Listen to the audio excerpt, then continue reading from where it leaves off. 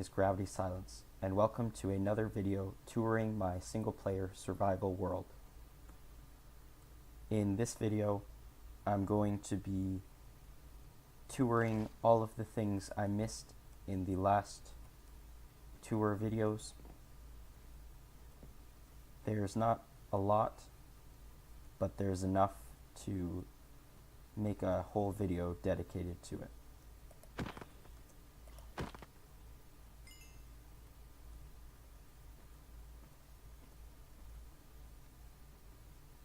I just have to sleep real quick.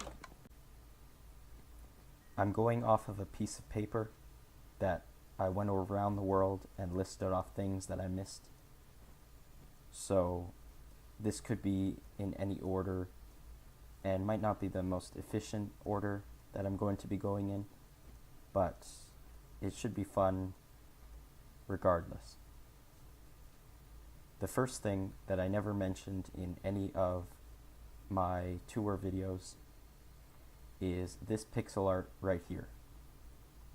I'm not going to say what this is, but it's the main antagonist of the second game in a series. At the time of this video recording, there is a 7th bonus game being made in this series. I have followed the game series for a year or two now, and it's been a fun journey.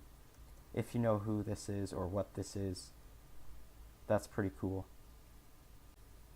I realized that I never showed you guys how this minecart track is slower than sprinting. So I'm going to show you by sprinting down to the igloo and then riding back. I think there's a minecart already down there. Go.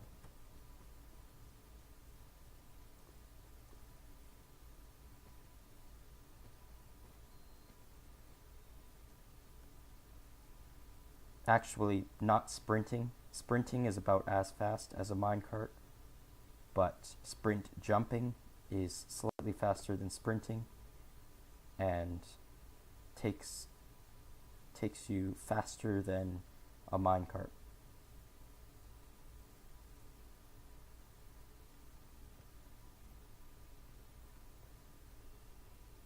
So now I'll just sprint down the path to simulate a minecart. Probably a lot slower since I'm banging my face on. I'm in creative mode. Yeah, I was in creative mode to make the thumbnail for the last videos.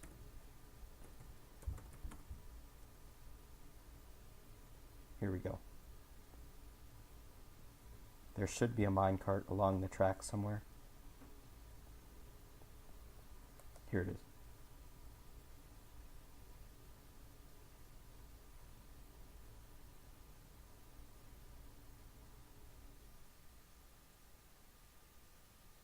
So as you can see, pretty slow. There really wasn't a point in making the minecart track. It was supposed to be the scenic route. I was going to build pixel art and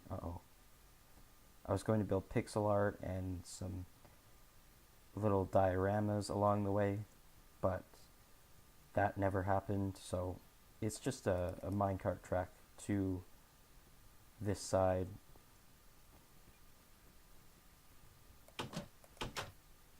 So there were going to be a bunch of these around, but I only ended up making 1.5. That one at that end never got turned into a train station. It's just the end of the track. I never explained the design of the slaughterhouse, this yellow and black wool. It's supposed to represent caution tape, yellow and black caution tape, because this is a building that animals are killed in, and so it's like a crime scene.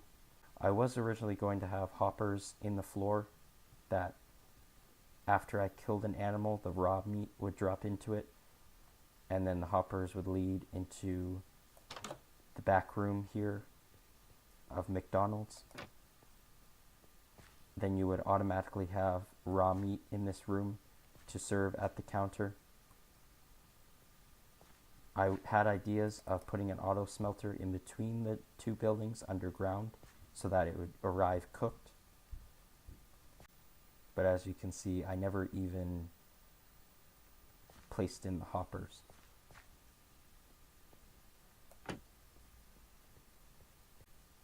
In the past videos, I mentioned this spawner over here, but I never went over to it because I said it was nothing noteworthy, and really it is nothing, but I'll still show you just to show you it's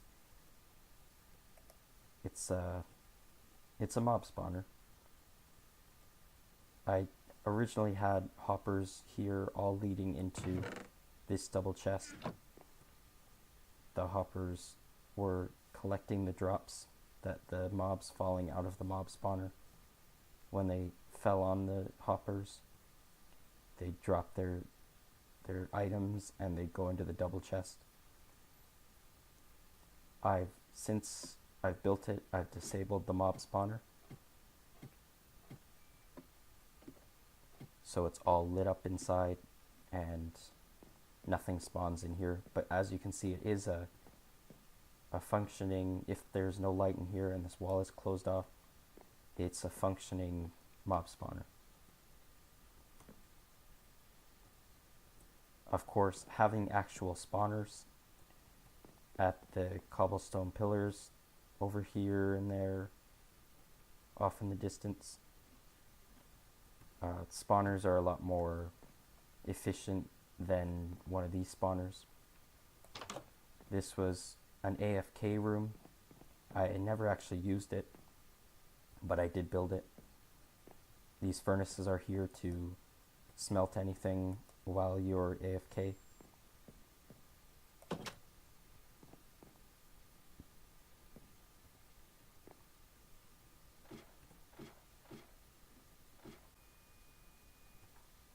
The land bridge over behind my house, over there, I only looked at while talking about something else. So now I'll give you a proper look at it, an explanation of it.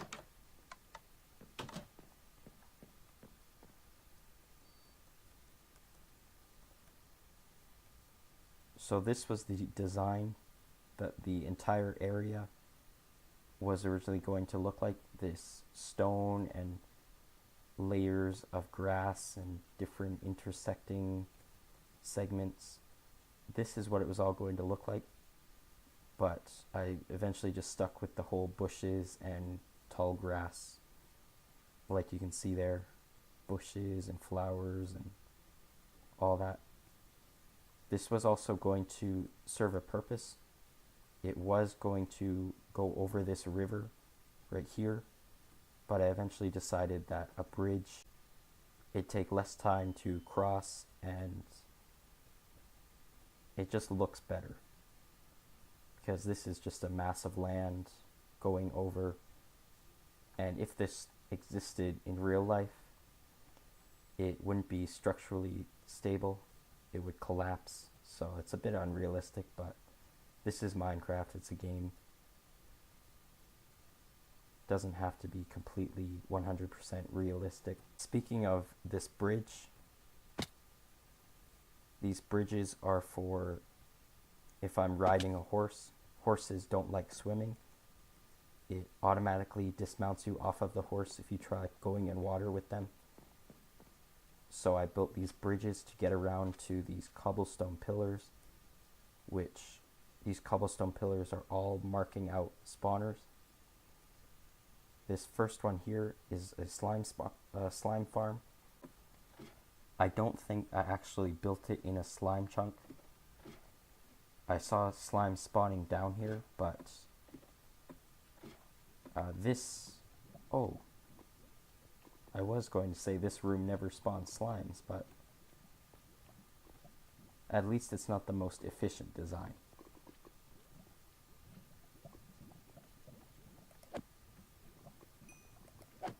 So there we go, some free slime.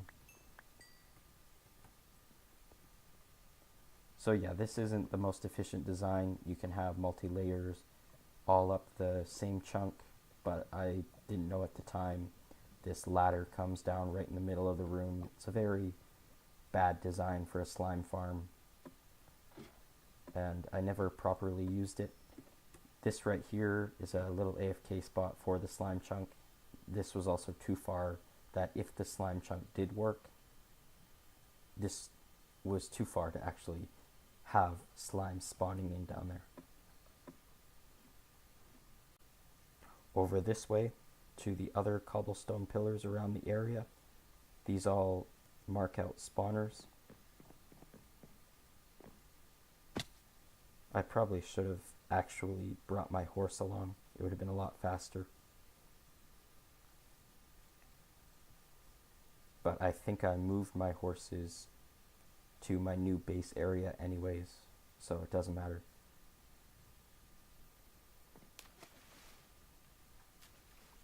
This was a zombie spawner. If I break through this wall here, you can see this is the spawner. There's a villager through that 1x2 gap there that lures the zombies toward it, where they get stuck in a waterfall and swim up it to this point. It's super inefficient, and they don't always go to the villager, so I eventually stopped using this.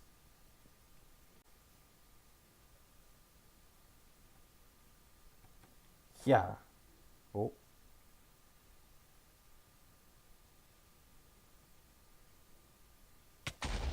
Whoa. That was a massive lag spike.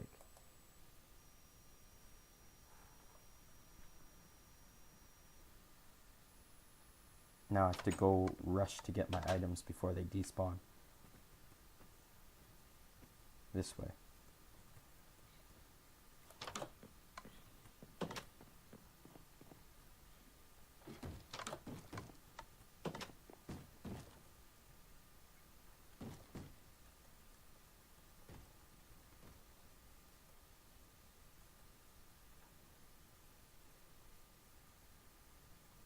I hear a skeleton shooting at me. Don't know why I got such a lag spike there. Probably from recording at the same time as the game running. I haven't gotten that kind of lag during my past videos though, so that's probably not it. There we go, there's my experience. And my items. Didn't expect this.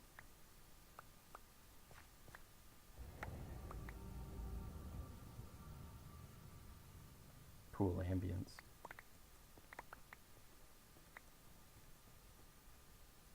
Let me sort out my inventory quick and I'll get right back to the tour. Okay, we're back, and now we're going to go over to this cobblestone pillar in this direction.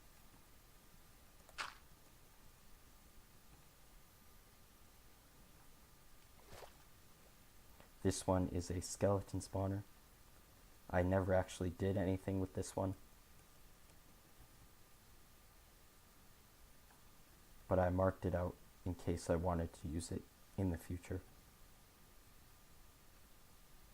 I think the entrance is over here. Yes. So there you go. Skeleton. The room is empty. I never actually turned it into a proper spawner. But if I remove the torches, you can just fight them as they spawn in. So that's that spawner. And I think that is the last spawner. So let's go look at something else. Let's go see a build that I actually didn't say that I wasn't going to look at in the past videos. I just completely forgot about it. you may have seen it in the past videos. It's over in the river near the TARDIS and the cake shop.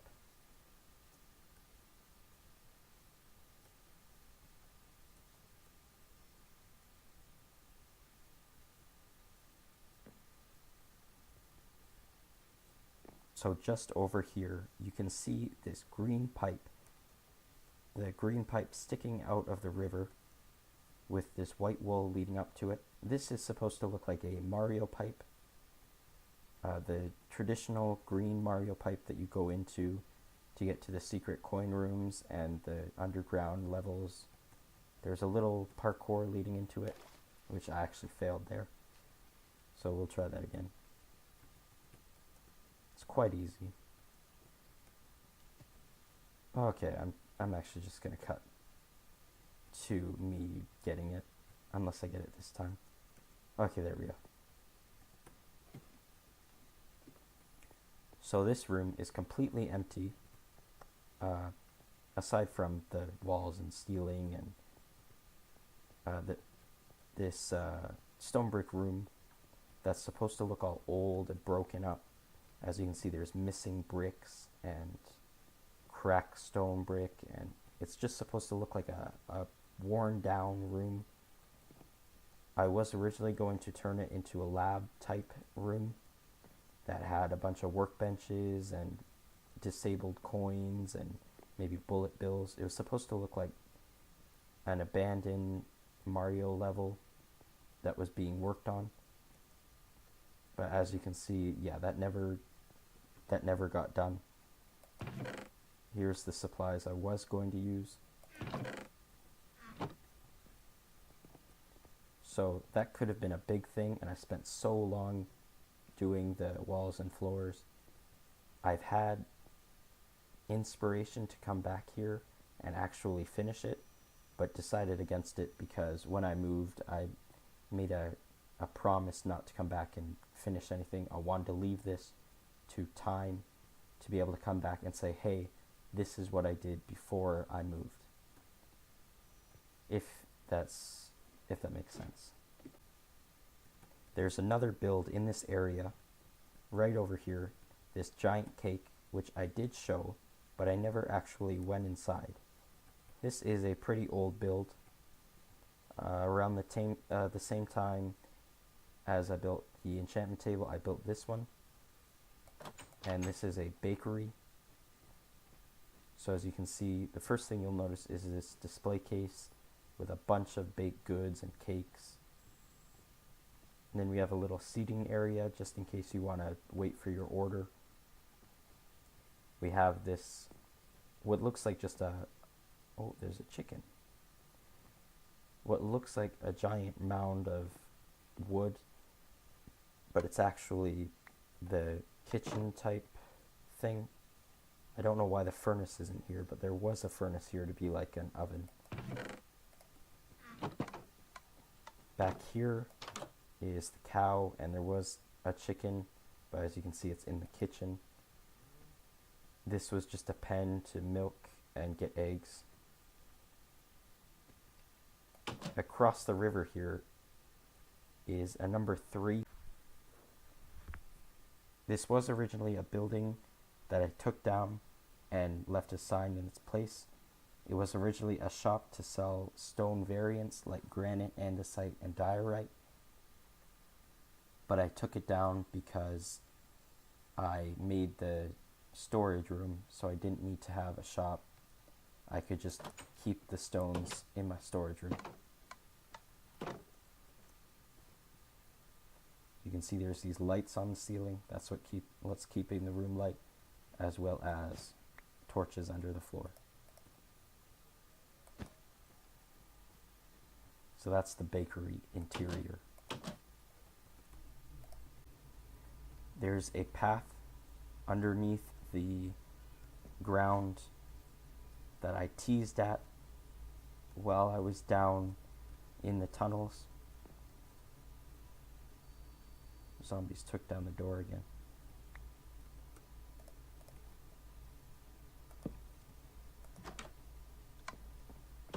down here, this room that I showed paths leading out of underground, but I never showed you what this unlabeled one led to. So the rest of them lead to the artificial cave, the cartographer enclosure, and the house and mine. This one actually leads to, well, you'll see when we get there, the storage room. So here's the trapdoor, and the reason I have a tunnel leading the house to the storage room when you can just walk there is in case there's a bunch of mobs outside and maybe I don't have my items or I could die easily. I want to have a safe route, so this is a lit path, so zombies and skeletons and creepers can't spawn down here, and it's a safe path to the house or anywhere else I want to hide out. I never had to use it, but it's there for looks, just to pretend that's like an underground bunker, and the rest of this is the tunnels are just to the essential places like the house and the storage room for supplies and the cartographer enclosure for the cartographer to escape, I guess. That makes sense, right?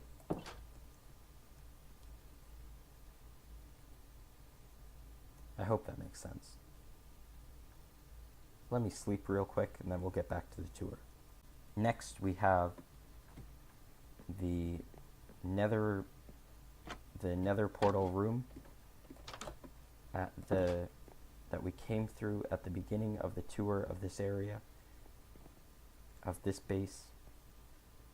I already showed you this side, the overworld side, all these tentacles coming out of the portal and wrapping themselves around the stone and crevices around the area, but I never showed you why. So I did show you this cut here in the Nether Rack that's supposed to show that the Nether Rack is alive, and someone cut it so it's bleeding. So you can see the cut there, and if you look through the portal you can just barely make it out. So the reasoning for the cut being behind the portal is if we go through, once it loads here, you can actually see it right there. On the other side of the portal is the cut, and this wall of netherrack is sticking a tentacle out of itself into the portal. As you can see here, it's going from there into it. And the reasoning for this is that it's attacking because someone's cut it, so now it's angry and trying to maybe attack the overworld. The nether is mad. You can see there's these cracks in the cobblestone room here with netherrack seeping in. This corner is missing a big chunk, some here. So that's the reason for the cut. It's supposed to be as if you can see through the portal, like I'm looking through into the nether and I can see the cut from the overworld. And I thought that was pretty cool at the time, and it is still pretty cool. It is that it's like the portal is actually, you can see through it into the other dimension instead of just a pane of this purple portal stuff.